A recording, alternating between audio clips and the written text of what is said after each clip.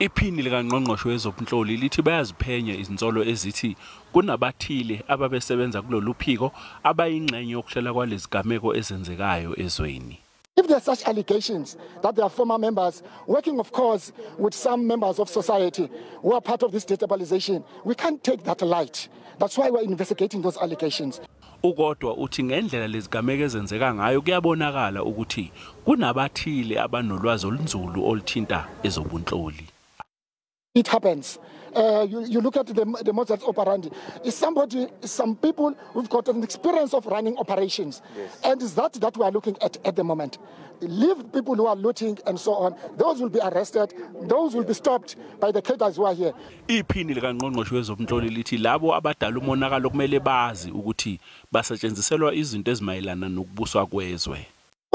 Promoting violence through cyberspace, they don't know that there are people behind who've got ulterior political motives that we must make sure that we are ahead of them.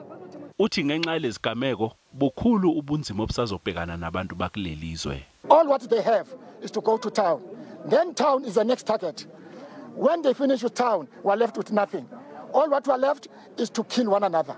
Because we've got nothing to eat. We've got nothing to offer for our children. Izolo uNgqongqoshe wamaphoyisa uBhekicele uthe bazoyikhotha imbenge yomile labababhebhezela igameko zodlame wathi babhekisisa ngisho okubhalwe indodakazi kaJacob Zuma uDuduzile kuTwitter ngokubhebhezela udweshu ngenxa lezigameko lawo maphoyisa behlabe ikhefu noma eseyinsukwini zawo zokuphumula asenxuswe ukuthi abuye emsebenzini ngokusheshsha.